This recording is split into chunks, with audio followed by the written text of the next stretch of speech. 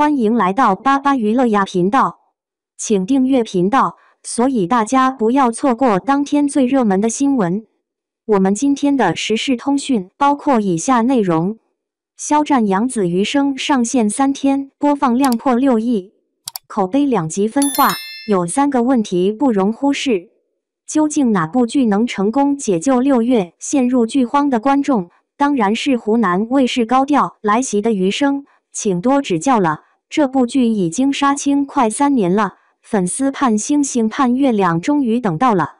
一经播出，自然火爆全网，不仅热度一骑绝尘遥遥领先，就连收视率都居高不下，尤其是播放量，在短短3天的时间内已经突破了6亿。首播大家还兴致勃勃守在屏幕面前，只是随着剧情的深入，毕竟那可是肖战和杨紫双一线组合，颜值和演技都非常有看点。然而上线没几天，口碑就有了下滑的迹象，余生难看词条甚至登上了热搜，不少观众喊弃剧。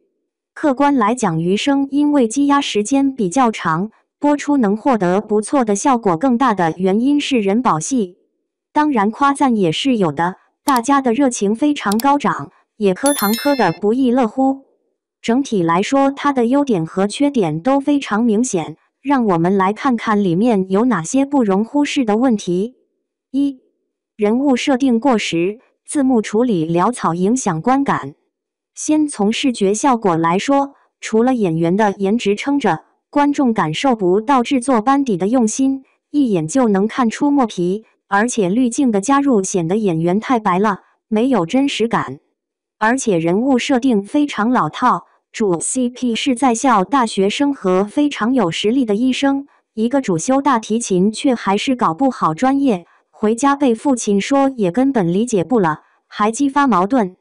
本来以为是全心全力搞事业，有闯进独立的大提琴手，结果为了躲避老爸的魔爪，随便找个卡座就坐进去了，还直接坐到陌生人旁边，拿衣服把2个人都罩上了。咱就说这是正常人能干出来的事吗？典型的傻白甜，强行制造2个人的相遇。老爸作为教导主任，把追求梦想的女儿比作社会残渣，对于他本身严厉的慈父设定，能做出这种比喻，还把去不是纯蹦迪的酒吧就当作开放，这也有点太草率了。确实，积压快3年有点不符合当下审美是正常的，但里面的人设就算是放在前几年也不新颖了。光是2025年就已经有不少好剧了，《陈情令》、想见你亲爱的，热爱的还有我只喜欢你，其中的言情剧口碑照样爆棚。能看出导演想要添加一些亲情戏来制造泪点，杨紫的演技也确实 OK， 可人物设定有些割裂，不过这个问题可能在后期会有好转，因为现在男女主的感情线还没有进入正题。另外，这部剧刚开始的字幕也太大了，而且还出现在画面下的黑条里，生怕观众眼神不好看不清，可整体比例就会很奇怪，后面做出了修改，字体还是有些大。都这么久才上，后期就不能精心制作一下？好歹也是个上星剧，不过这个同样无伤大雅，只是个小细节。2. 台词油腻还非主流，剧情不合理，让人出戏。说真的，如果不是杨紫和肖战主演，大家的追剧热情可能真的没有这么高涨。剧中的一些台词确实有点尴尬，比如开篇男女主转头在医院再次相遇，故为误会林之孝，于是一把抓住人家的手。正常的人心率每分钟70到80下，而你现在已经到130下了。杨紫的反应非常自然，肖战戴着口罩在光线下十分耀眼，可这台词让观众瞬间有点无语，原来拉一下手就能知道每分钟的心率了，未免也太非主流了。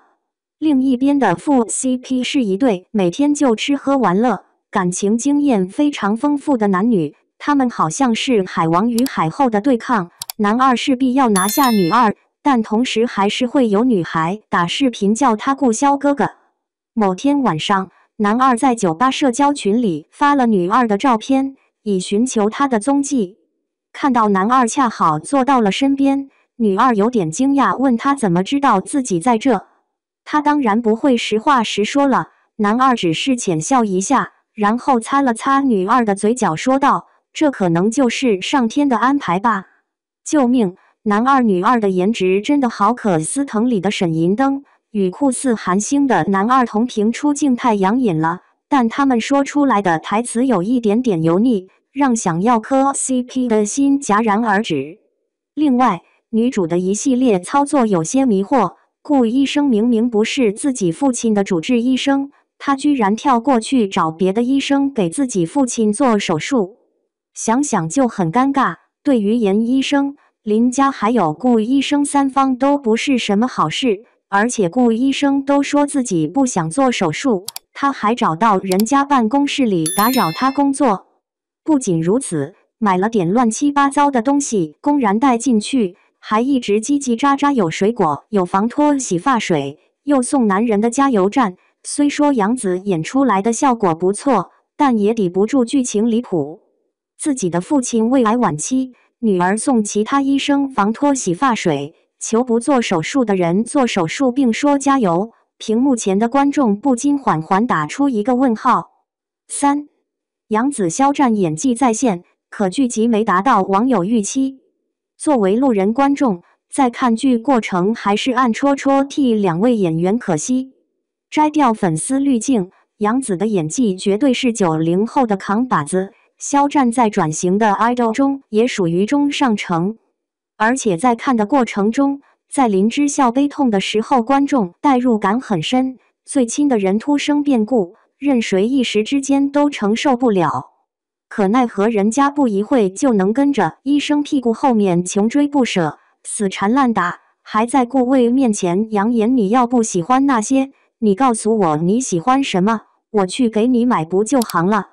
作为一名正常的女大学生，遇见这种状况都不会说出这样的话，还打扰医生的正常工作，真的不讨喜。而顾魏亲眼看着老师咽气，以至于留下了严重的心理创伤，无法再进行手术。明明有理想抱负，还有实力，可还是要听别人的嚼舌。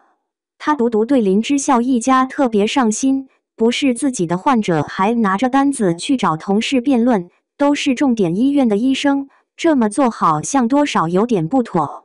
大家等了这么长时间，自然会对这部作品有很高的期望。当正片真的到来，发现一些瑕疵，难免会觉得失望。